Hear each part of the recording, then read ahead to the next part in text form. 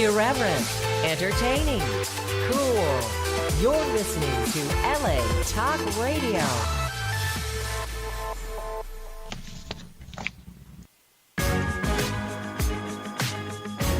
You're listening to What Women Want with Judy Goss and Kristen West, only on LA Talk Radio. Hello, everyone, and welcome to What Women Want Talk Radio. Thank you for joining us for our show tonight. Breaking up is hard to do. And I think my co-host was trying to break up with me earlier. Kristen, are you there? I'm trying really hard, Judy. And we are having a little bit of technical issues this evening, but I can hear you, Kristen, better than I could before. If you can turn your volume up, that would be terrific. Kristen West is in our studio at LA Talk Radio, and I'm broadcasting from New York. And we've successfully reached over 1 million downloads, everyone, since we've first hit the airwaves. So thank you so much for listening. And between latalkradio.com's archives, iTunes, Google Play, YouTube, and all over social media, of course. You can find us everywhere. So listen to those replays, subscribe to us on YouTube, and sponsor us if you want to get you or your company out there like we are. Email us for a complete deck through our website, whatwomenwantradio.com. Now, Kristen, whenever we're in relationships, whether it's personal or business, for example, I could never break up with you. I think you might have tried tonight, but you didn't succeed. You're on here. You missed me. You came back to me. But you know what? It just seems to be difficult all the way around sometimes. The struggle is real, especially when you're in a long distance bi-coastal telecommunicative relationship, Judy. I mean, I feel so awful about what happened. Oh, my gosh. It is Mercury retrograde, though. It for real. It actually is. So I was just about to say, everything electronic is going bonkers. My email wasn't working this morning, and I was about to break up with GoDaddy because they were telling me it wasn't their fault. Meanwhile, the error messages from their website, and I'm like, okay, it's going to be somebody's fault here. I mean, I feel like we live by our emails. Speaking of breaking up, I bet people even probably do that. I know they do it by text for sure, but I wonder if people are doing it by email too. Oh, yeah. I'm sure people did it before with email. They break up via text. It's, it's awful. We don't have sometimes the comfortableness and the presentness to break up with someone face to face and have a real conversation about why. That's a challenge because even though technology gives us tools to communicate, sometimes we do it really badly. That's for sure. And we have psychotherapist Dr. Robi Ludwig on the show, who's coming on in just a minute, to tell us some reasons of, why people are doing this perhaps, and, what we can do to either, alleviate it or avoid it. And like you said, digital is just the ways of communications these days. And it doesn't seem right, though. Something about it just doesn't seem classy. And after Dr. Robi comes on, Jacobik, she wrote a book, Prosperity After Divorce. Now, that's about divorce, but I know she talks about also business relationships in there, too. So we're going to cover it all this evening with our guests. My background originally comes from high fashion modeling with Ford New York. And after that, I was a magazine editor and then an author with St. Martin's Press, which eventually led me to TV hosting and reporting regularly for Better TV, City Buzz, and all the TV networks around the country, both regional and national. I'm currently a regular contributor on NBC and Fox, and I also host the show Behind the Gates, a luxury real estate show on AWE. So I've been having a lot of fun between raising teenage girls and being an entrepreneur and a TV host. I founded the company What Women Want Networking almost 8 years ago, and we're hosting our second National Women's Conference in October, the 19th through the 21st at the Hyatt Regency in Atlanta, Georgia. And the theme is Go Big, because we're not going home. So if you want to meet me in person or my co-host Kristen, or perhaps you want to rub shoulders with Amy Newmark, the CEO of Chicken Soup for the Soul, who is our opening keynote this year. As a matter of fact, our guest this evening, Dr. Robi Ludwig, opened our first conference last year as a keynote speaker. So we're grateful to her to have launched the most incredible women's conference ever. So join us in Atlanta in October. And, by the way, prices are going up after midnight tonight. So after the show, you have plenty of time to go to whatwomenwantconf.com and use the discount code GOBIGDiscount for $100 off. They just tried to turn it off on us early, and people have started emailing and have, going crazy. But they turned it back on. Go Big Discount for $100 off. Our general admission's $295, so that's a big discount. And the prices will go up after tonight. Like I said, last year was our first conference, and women from 13 states and Canada attended, along with world-class speakers who flew in from all over the country. And this year, Leslie Jane Seymour, she was on the show last week, is going to present for us. She was the editor-in-chief at Marie Claire, More Magazine, and Red Book magazines. And David Baer is back again this year, the newest motivational mindset sensation. And Cecilia Lank, she's a CEO of Value Setters. They have 200,000 angel investors in their network. She's our closing keynote, so she's a good one to meet. Women for One's Kelly McNellis is hosting her Truth Teller Tour Stop. Catherine Marshall from Simple Fat Burn, and Deborah Daniel from Charter Accounting. Oh my gosh, and Monica Shaw also. She's another leading presenter from Revenue Breakthrough. A delightful crowd, I'm telling you, of celebrities, VIPs, and surprise guests too. And the kind of crowd this conference attracts, you will want to be a part of it all. So I want to tell you, we're already filling up the room. Go to What Women Want Conf after the show. Get your ticket. Okay, you're going to have plenty of time afterwards. I'd like to delve into the psychology behind breaking up with someone. Dr. Robi Ludwig's a perfect person to talk to. She's a psychotherapist, an award-winning reporter, author, as well as the creator and host of Facebook Watches Talking Live in Times Square, New York City, the heartbeat of the country. She writes a regular column for Bella Magazine, as well as is on their medical advisory board. Dr. Robi can be seen commenting on the various topics of the day on various national news programs, as well as she also writes and does a weekly psychological minute on Top 30 TV, where they talk about 30 stories in 30 minutes. Boy, that's a lot of talk in a little bit of time. Welcome back to the show, Dr. Robi.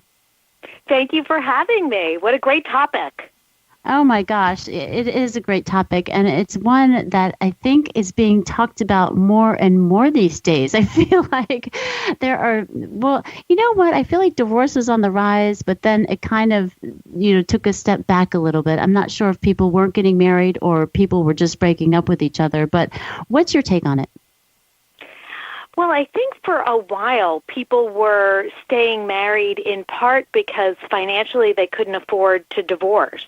And I'm not exactly sure what the stats are, but I think it's leveled off a bit. And in part they've found that when people get married a little bit later in life, so 27 and above, they tend to make more sound decisions, probably just because they're better developed and know who they are and what they want. I would imagine that would be so. I got married actually pretty early, I guess 24, and apparently I didn't know, I wasn't mature enough because I was divorced by the age of 28. But I had been with him for 6 years, so that's a long time to be with someone, although we did break up and we got back together. So what are the signs that, when you think something is over, but you're not sure, what are some of the signs that it really, honestly, may be over? Well, I think you have to, and it's not the same for everybody, but you have to think about, are you on the same page in life? Do you want the same things? And when I was writing my book, Your Best Ages Now, and we looked at the midlife space and some of the midlife divorces, which was labeled the gray divorce, that's when people decide in midlife to go their separate ways. One of the main themes that contributed to especially women wanting to get a divorce was when they would look at their partner and say to themselves, I can't imagine really enjoying you anymore. I can't imagine having any good moments with you anymore.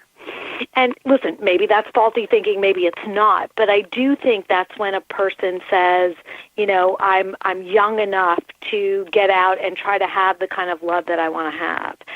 So of course, there are a lot of different situations out there. If somebody feels emotionally abused, financially abused, violated in some way, that they're not being honored. They did a lot of studies about why women would get divorced. And what the main theme for women, especially in the gray divorce area, was they felt they were being abused verbally by their partner. And that was a main contributing factor for why some of the women decided to segue out of the relationship and attempt at having a different kind of life. I think sometimes it's those little snide comments that over time they're passing and they seem small, but they can really take a toll on the relationship, especially the after a while it's kind of like getting 1,000 little paper cuts, and then suddenly one day you bleed to death from them. And I wanted to ask you, because you're an expert in this, is there a difference in the way people approach getting divorced in, say, their 20s and 30s versus getting divorced in their 50s? How does the age of the couple factor in? I know you have to run, but I had that burning question, about that, because I would think that the decision-making process and the priorities would be different at different stages of life. Yeah, I think it gets a little bit more complex as someone gets older, especially if they've lived a lifetime together, because there is that connection, and you've developed a history together and friendships together and made financial investments, and there's usually children. So whenever there's children, it's far more complicated, right? So if somebody's younger, in their 20s, let's say, and gets divorced, the investment might be emotional, but probably financially there aren't that many investments. There might not be any children. So I think people tend to make those quick decisions and get out because they feel, I don't have kids. I want to start over. I want to do over. Let me get out and start over. It's almost like they marry somebody they probably should have just dated and broken up with, and it takes on a little bit more of that kind of theme. But it's more, I think, complex as people get older, probably because there's more conflicted feelings. But having said that, a lot depends on the two people who are getting divorced and what their expectations are of each other, and whether they can be friends or they really feel hurt and are still attacking one another. So, I think, though, when you're younger, it's probably a little bit easier just because you haven't shared as much together, and it's less complicated in that regard.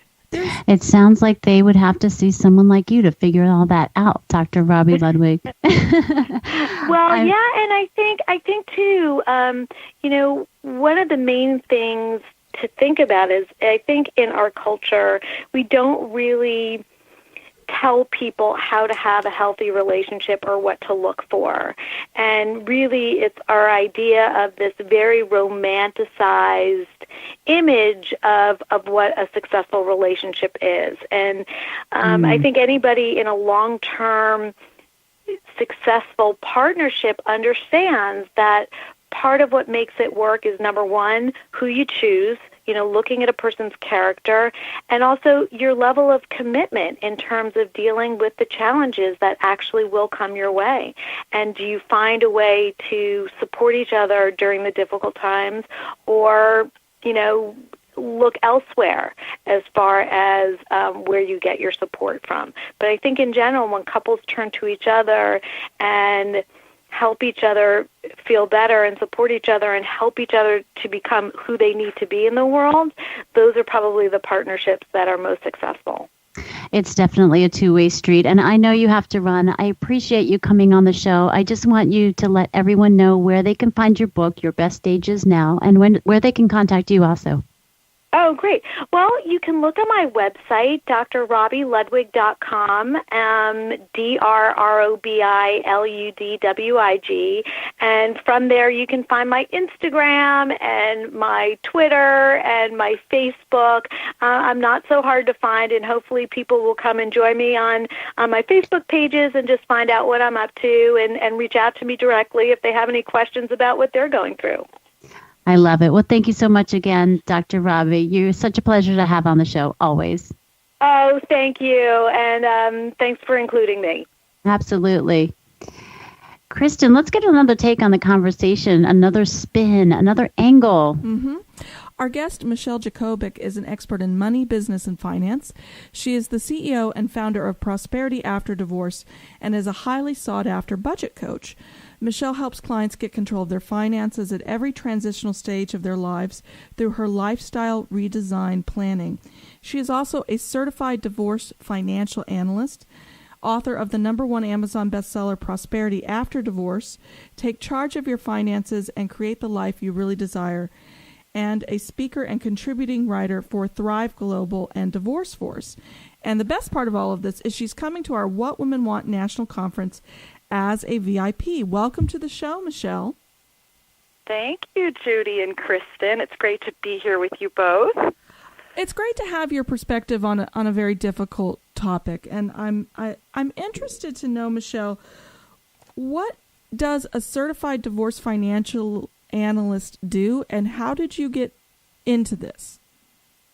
So I love what Dr. Robi is talking about, right? Because she just shared about this transition, and when people do make the final decision to go through the process of divorce, that especially great divorce, that there's things that have to be figured out, right? So marriage is about love, but divorce becomes about money.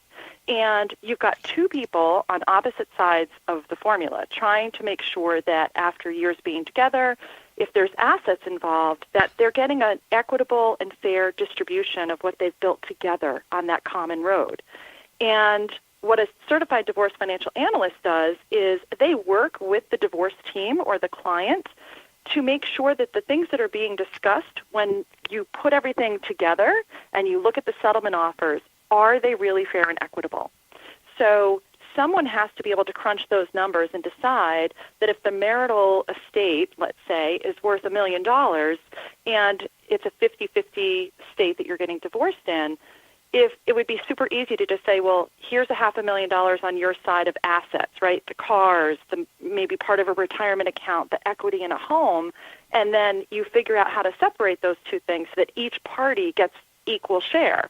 However, if somebody has to sell the marital home and pay capital gains and taxes on that transaction, what they thought would be fair and equitable after taxes isn't. So it's an extra step of analysis that comes into looking at what is the financial picture, the overall end result of splitting up the assets. And it's outside of the arguing about things, right? Fighting about money and trying to sift and sort. It's that extra step, and it's a whole new process.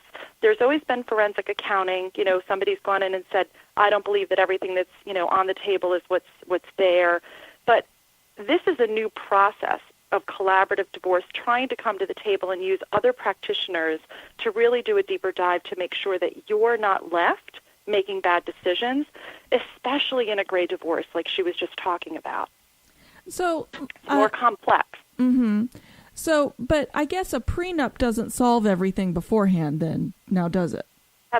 That's correct. And, the thing is, the things that are generally built through the marriage, so, you may have a prenup prior to the marriage, but now there's assets that come from the marriage, right? There's this partnership, and you're pulling together for, the amount of time that you're together.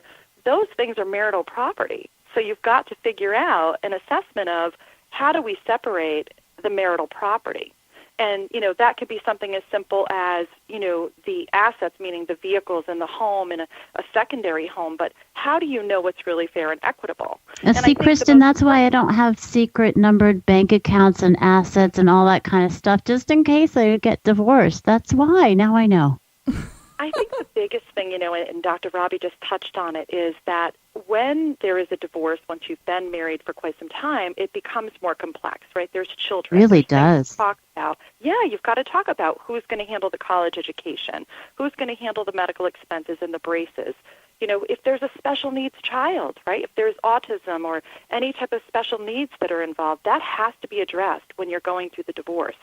And what I find as a budget coach, right, you know, when I walk with women after the fact, coming off the courthouse steps, the reason I'm so passionate about the work that I do as a budget coach is that many people, when they're finished with the divorce, and this is exactly what happened to me when I divorced in 2010, I was done talking about money.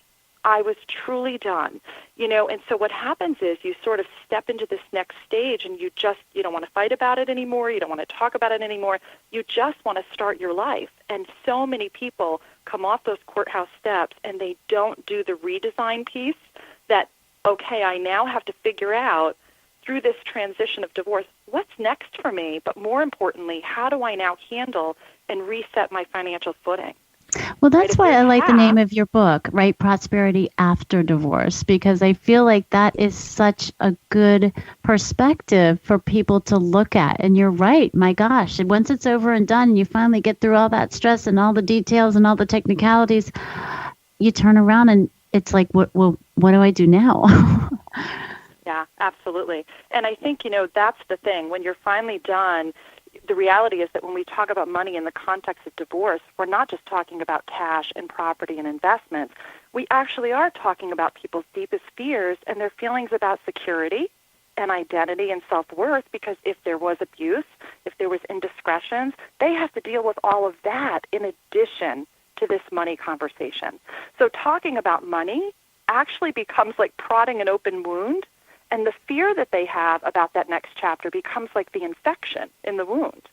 And so they choose to avoid it after the divorce.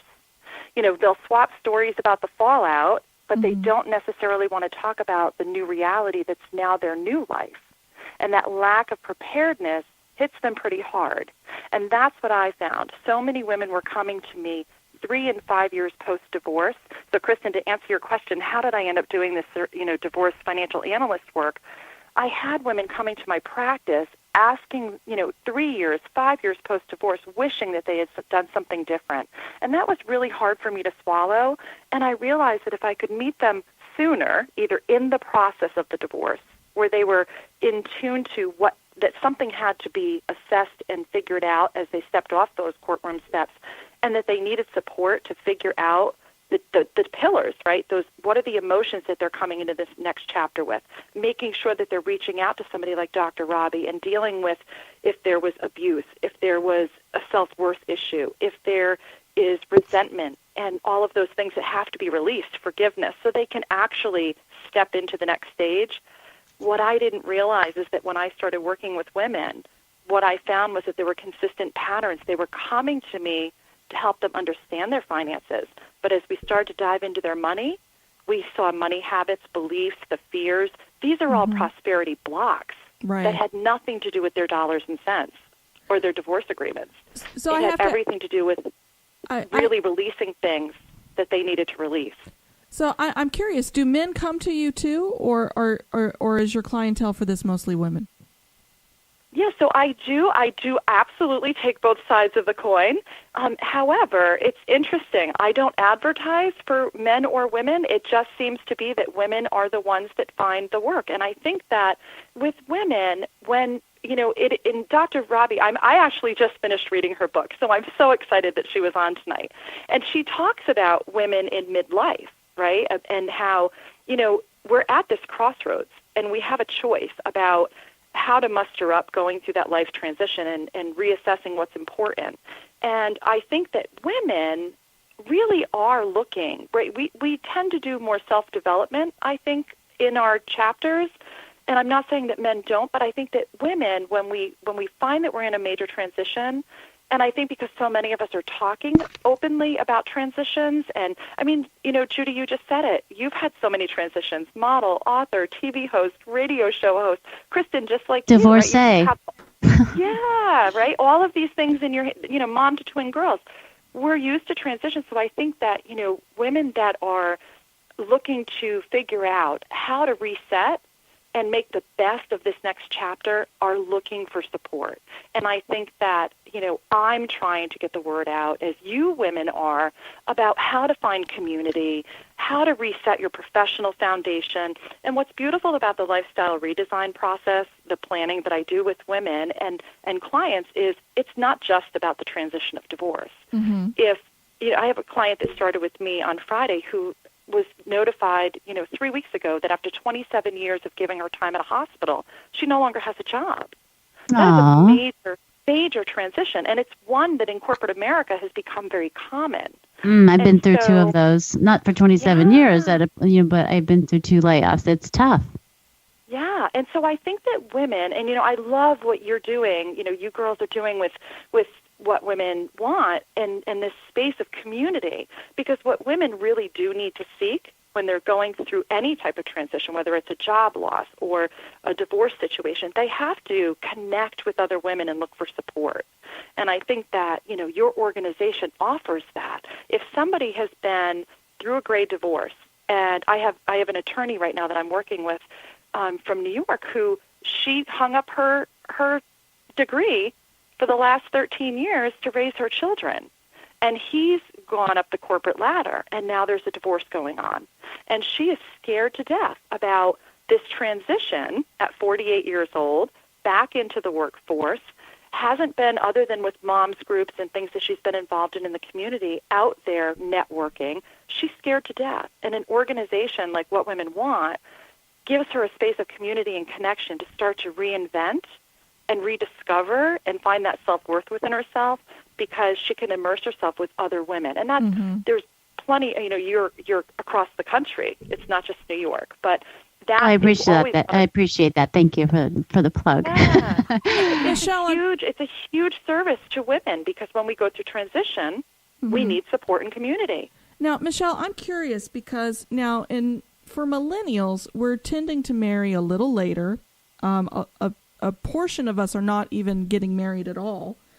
About a quarter of unmarried young adults ages 25 to 34, they're living with a partner, according to Pew Research analysis, but they're opting not to get married. Can you help someone who may be cohabitating and need to break up? You can. What? Yeah, so are you talking from a perspective of, oh my gosh, we've been living together for 9 years and we're breaking up? Yeah. Or just in terms of how to combine money and... Yeah, what are the laws and rules and things to get around there? Yeah, because they're not necessarily... They're not... People are cohabitating, but they don't necessarily have the legal privileges or the legal constraints of marriage. So if a client came to you that's, especially in that demographic, how would you approach their situation?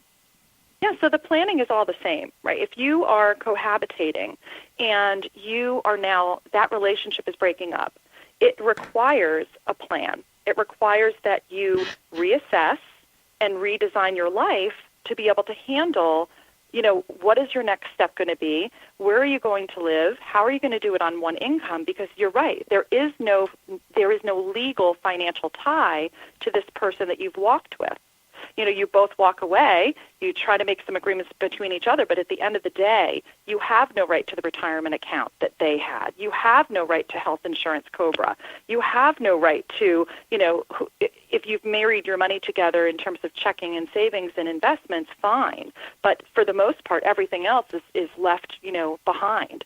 And so it really does, again, come down to reassessing and reprioritizing your life, and whether that's your business or your personal life or marrying them together.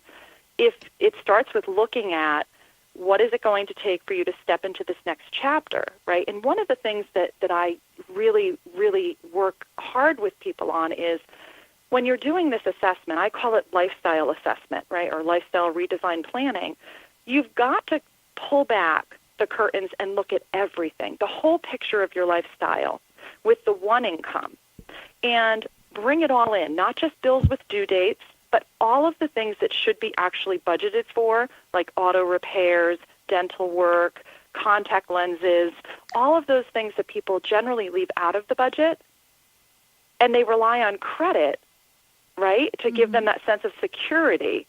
but the credit doesn't provide stability. So they've got to look at, if I'm going to make this change.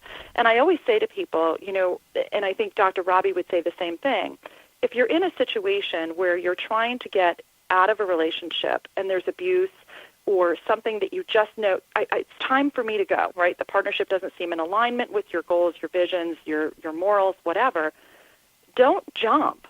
Make sure if you have the opportunity to plan your way out, that there's more to lose if you just jump than when you plan. I have a question. Want to make sure. Yeah. If you are cohabitating with someone, do you have any rights to any of their, financial business? Like, I know when you're married, a lot of people say, oh, I get half, I'm getting divorced, that old saying.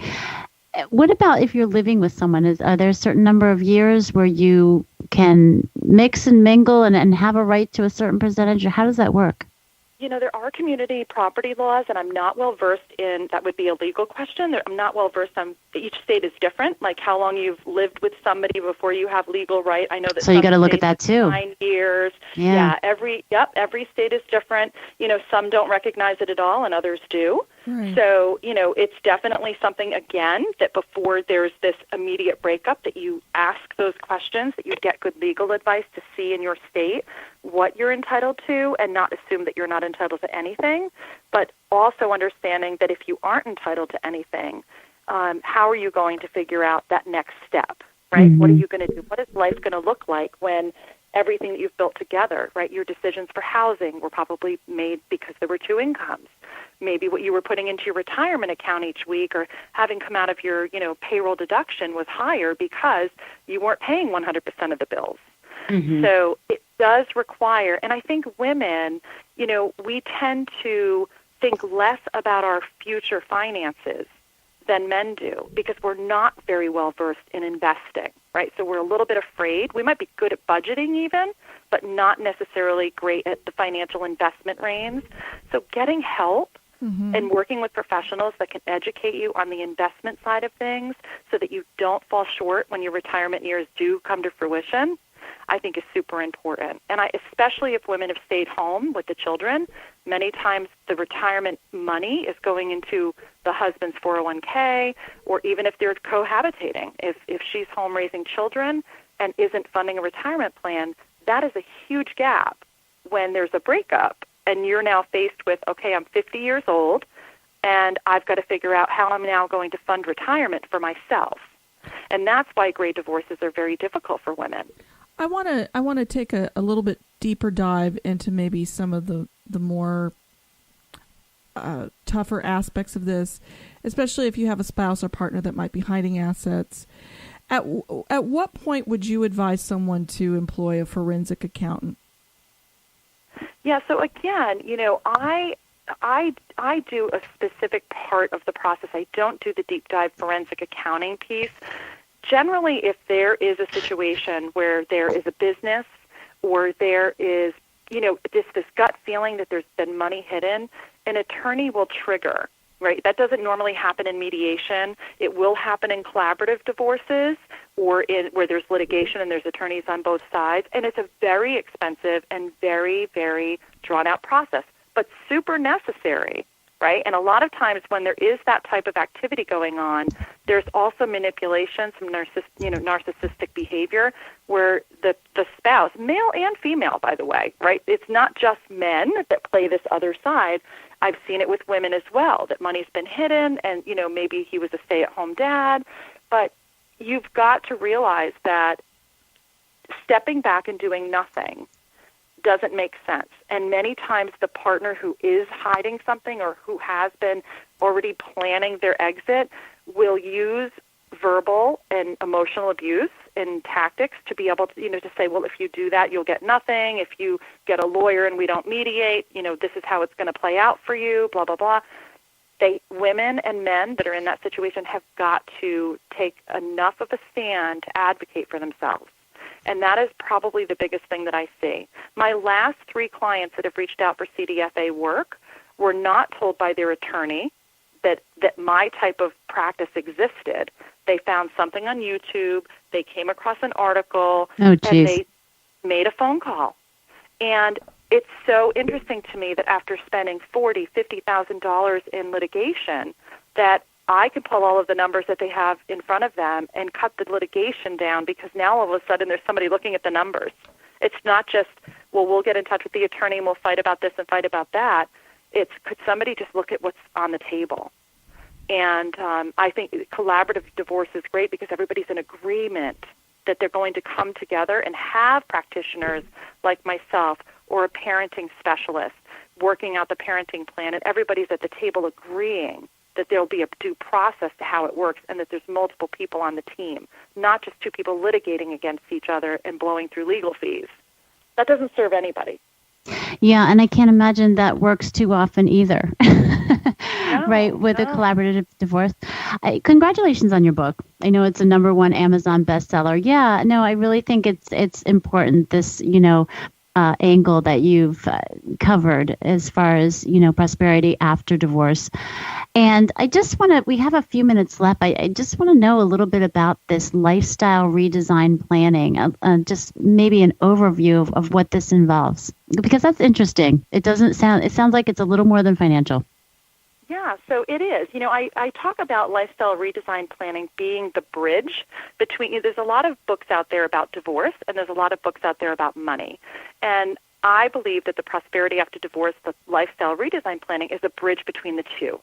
It really does take a combination of life coaching along with financial coaching. And again, because like I said, as I sat down to just work out budgets for women and help them figure out and sort out and systemize their finances, that these areas, that they needed to restake their trees, they had to look at not just their finances. They had to look at their emotional spending. They had to look at their habitual spending. They had to look at work and family. For me, when I went through my divorce in 2010, life changed dramatically. My expenses were higher. Our retirement and savings we had built were split in half. I had to rethink and prioritize my life in order to regain my footing. And did you have the oxymoron of a collaborative divorce? I did not. Yeah. I actually had a very amicable divorce. But what happened for me, I did. I had a very amicable divorce. However, my ex-husband was home with the children. And so in 2014, after 4 years of trying to figure out how to work all of the hours I was working, maintain, I had a business, with 10 employees, and just go, and we were switching the kids every 2 days. And I could not figure out how to be mom, and run a business of that size.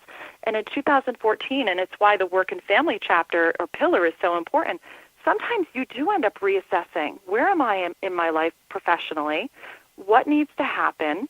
And I decided in 2014 that the price that I was paying to be as successful as I was in that business was taking a toll not just on myself but on my kids, and I was missing too much. And I decided to step away and retire from that business so I could be more available to them.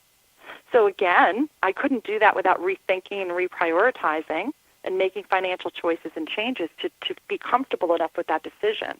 So the lifestyle redesign is not just about budgeting. It's about looking at restaking your trees in all 6 areas: finances, emotional spending, habitual spending, reassessing your work and family, especially if somebody's been home and been the CEO of their household for 15 years, but they've got to come out and work because alimony is only there for 10 or 5, or maybe there's no child support. The kids are going to be out of the house in 2 years. Someone has to work on that piece as well. Mm-hmm. And then there's spirituality. I think that, you definitely have to look at, where are you in terms of your emotional temperature, and what do you want for yourself? What's the vision that you have for your life? And so I actually start women, before we even talk about money, I get them to look at what are their top life priorities and what are their top financial priorities. And it starts with having a vision for themselves. You're bringing up some amazing points here, and I know so many women and men too need this valuable guidance that you've brought to light, and I'm sure that they want to connect with you, Michelle. How can we find out more about you and the services you offer? Where do we find you? So I have a website. It's very simple. It's michellejacobik.com. And, your listeners can go there. I have a money day spa program. If somebody wants to just dive right in and do everything in one day, I have 12 Money day programs spa. That sounds tempting. Yeah, right. Because who wants to have money be like stressful and boring? I feel like if you're going to dive in and do something in a day, rather than going through a 4 or 5 week, program, you could dive in and I've developed a beautiful day for people that they can come in and work on their vision. I work out the finances. I build them a budget, build them a virtual envelope system. They have a massage, they have a facial, go and take yoga, and we build it all into one beautiful day. And they leave knowing that when they step out of that space, that they actually are going to have support. They're going to still have support for that next couple of months. But the best way to find me is through my website, also on social media, Prosperity After Divorce or Michelle Jacobik, both handles. They can find me on both Facebook and Instagram. And, I would love to invite any of your listeners who might be tuned in tonight an opportunity to have a conversation about what they're struggling with. Sometimes it's a 15-minute conversation where they could just talk about some of the biggest pain points that they might be having in their life around creating or working with a budget. And if they're interested in doing that, they can schedule a time to chat just by visiting my website at michellejacobik.com. Well, you're going to have a lot of people to talk to at the conference, that's for sure, because we did a survey at one point at how many people in the crowd. I think we did a few hundred people survey, and we came up with about 8.5 women out of 10 were either going through a divorce or planning on going through one. Wow, yeah, so the numbers it's a high number, yeah. Yeah, well, and I love, last night I listened in on your show with Deborah Daniels and talking about, how important it is to have an idea of your business, right? Like what is required. And this is the same thing. It's pulling back the curtains and bringing it all in. And we're women, right? We're resourceful and we know what it takes. The majority of women can step up. We can step up. We're uniquely gifted and talented. We all have things that we can tap into. And I think it's just having the right support to be able to bring you forward and have the strength to pull the curtains back, and then have a plan to prioritize and figure it out. Well, we need more time with this conversation. Yeah, for sure. Totally. So, Michelle, thank you so much for joining us. And folks, please connect with Michelle either online or especially at the conference. She'll be there as our VIP guest. Join us next week for another rocking show. And remember, subscribe to us on YouTube and don't miss one show. Go to whatwomenwantradio.com for more information. And see you next week. Have a great night. You're listening to What Women Want with Judy Goss and Kristen West, only on LA Talk Radio.